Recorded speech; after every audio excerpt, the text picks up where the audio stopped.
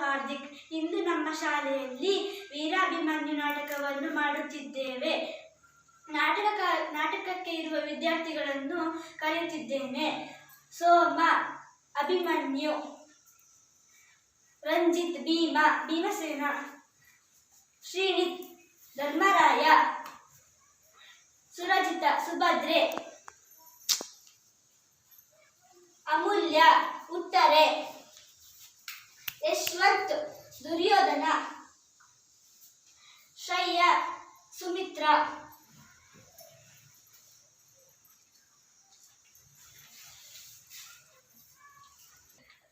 ಕೌರವರಿಗೂ ಪಾಂಡವರಿಗೂ ಕುರುಕ್ಷೇತ್ರದಲ್ಲಿ ಘನಘೋರ ಸಂಗ್ರಾಮ ನಡೆಯುತ್ತಿತ್ತು.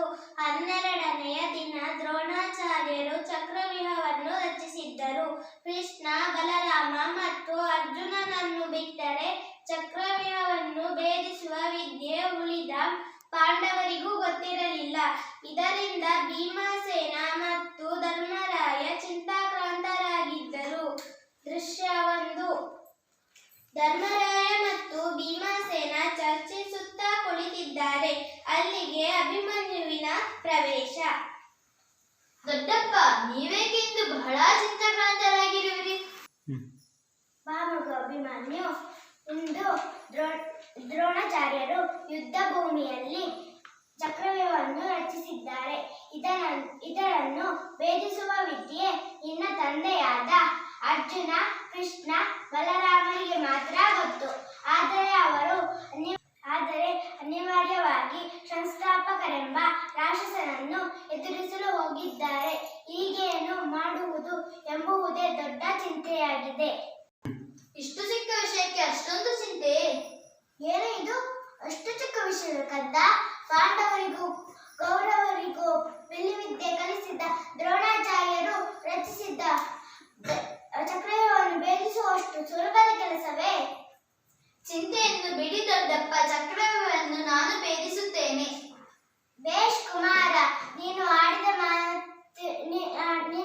ಮಾತು ಪರಾಕ್ರಮದ ಮಾತುಗಳನ್ನು ಕೇಳುತ್ತಿದ್ದರೆ ನನಗೆ ಅತೀವ ಸಂತೋಷವಾಗುತ್ತಿದೆ. ನಿನ್ನನ್ನು ಪಡೆದ ನಾವೇ ಧನ್ಯರು. ಆದರೆ ಹಾಗೆಂದರೇನು ದೊಡ್ಡಪ್ಪ? ಚಕ್ರವ್ಯೂಹವನ್ನು ಭೇದಿಸುವ ವಿದ್ಯೆಯನ್ನು ನಾನು ತಾಯಿಯ ಗರ್ಭದಲ್ಲಿರುವಾಗಲೇ ಶ್ರೀಕೃಷ್ಣ ಪರಮಾತ್ಮನಿಂದ ಕೇಳಿ ತಿಳಿದುಕೊಂಡಿದ್ದೇನೆ. ಹೌದು ಮಗು, ನೀನು ಹೇಳುತ್ತಿರುವ ಮಾತುಗಳಲ್ಲಿ ಸಂದೇಹವೇ ಇಲ್ಲ. ಆದರೆ ಈ ಘನಘೋರ ಯುದ್ಧವು ನಿನ್ನಂತ ಬಾಲಕನಿಗೆ ಸಲ್ಲದು ಕುಮಾರ.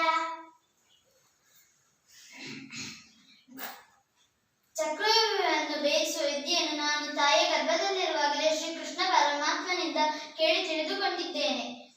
ನನ್ನನ್ನು ಹೊರಸಿ ಕಳುಹಿಸಿಕೊಡಿ ದೊಡ್ಡಪ್ಪ. ಭಲೇ ಕುಮಾರ, ನಿನ್ನ ಪರಾಕ್ರಮದ ಮಾತನ್ನು ಕೇಳುತ್ತಿದ್ದರೆ ನೀನು ಚಕ್ರವ್ಯೂಹವನ್ನು ಭೇದಿಸುವುದರಲ್ಲಿ ಯಾವುದೇ ಅನುಮಾನವಿಲ್ಲ. ಇದೇನು ಭೀಮಸೇನ ನೀನು ಹೇಳುತ್ತಿರುವುದು? ಅಭಿಮನ್ಯು ಇನ್ನು ಮಗು, ಅವನನ್ನು ಯುದ್ಧಕ್ಕೆ ಕಳಿಸುವುದು ನನಗೆ ಸರಿ ಕಾಣಿಸದು. ಅಣ್ಣ, ನೀನು ಚಿಂತಿಸಬೇಡ. ಚಕ್ರವ್ಯೂಹವನ್ನು ಭೇದಿಸುವ ಸಾಮರ್ಥ್ಯ ವೀರ ಅಭಿಮನ್ಯುವಿನಲ್ಲಿದೆ. ಆಯ್ತು ಭೀಮಸೇನ, ನಿನ್ನ ಮಾತಿನಂತೆ ಅಭಿಮನ್ಯುವನ್ನು ಯುದ್ಧಕ್ಕೆ ಕಳಿಸಲು ನನ್ನ ಸಹಮತವಿದೆ. ಎಲ್ಲರೂ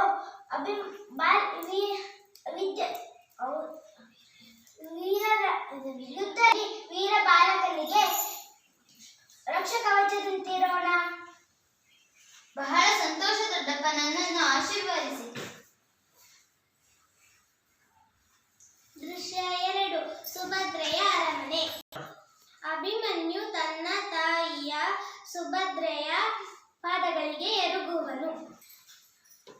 ತಾಯಿ, ಈ ದಿನ ನಾನು ಕುರುಕ್ಷೇತ್ರ ಯುದ್ಧದಲ್ಲಿ ಚಕ್ರವ್ಯೂಹವನ್ನು ಭೇದಿಸಲು ಶ್ರೀಕೃಷ್ಣ ದೊಡ್ಡಪ್ಪಂದಿರಾದ ಧರ್ಮರಾಯ ಹಾಗೂ ಭೀಮಸೇನರಿಂದ ಆಶೀರ್ವಾದ ಪಡೆದು ಬಂದಿದ್ದೇನೆ. ನೀನು ಸಹ ನನ್ನನ್ನು ಆಶೀರ್ವಾದಿಸಿ. ಇದೇನು ಕಂದ, ನೀನು ಯುದ್ಧರಂಗಕ್ಕೆ ಹೋಗುವೆಯಾ? ಅಲ್ಲಿ ಚಕ್ರವ್ಯೂಹವನ್ನು ಭೇದಿಸುವೆಯಾ?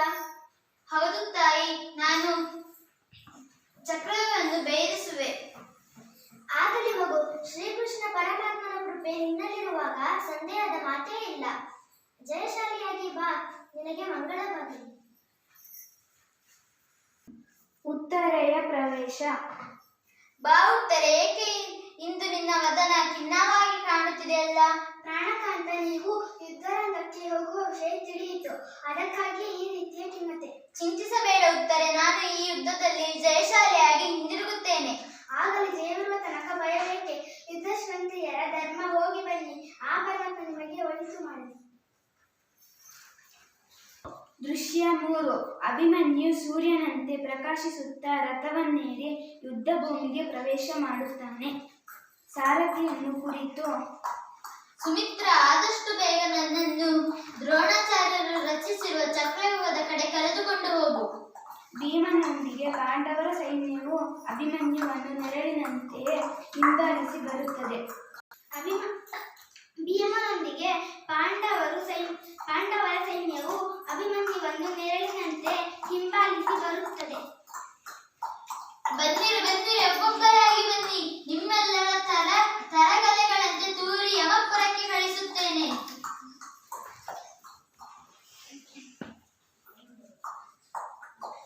ದ್ರೋಣಕರ್ಣ ಹಾಗೂ ಇತರ ಗೌರವ ಸೇನಾ ಸೇರಿ ಅಭಿಮನ್ಯುವಿನ ವೀರವೇಷ ನೋಡಿ ಆತನನ್ನು ಮುಗಿಸಲು ತಂತ್ರ ಹೊರಡುವರು.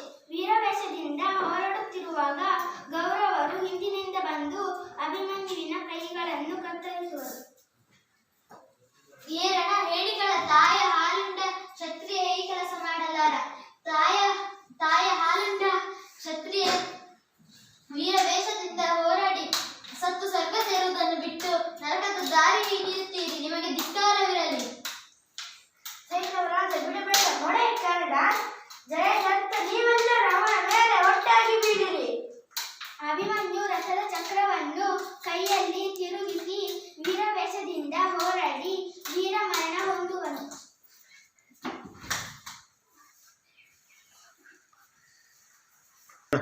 ಓ, ಅಭಿಮನ್ಯುವಿನ ಕಥೆ ಮುಗಿಯಿತು. ಅಭಿಮನ್ಯು ಎದ್ದೇಳು ಕಂದ, ಎದ್ದೇಳು ಕಂದ. ಅಯ್ಯೋ, ಅಯ್ಯೋ,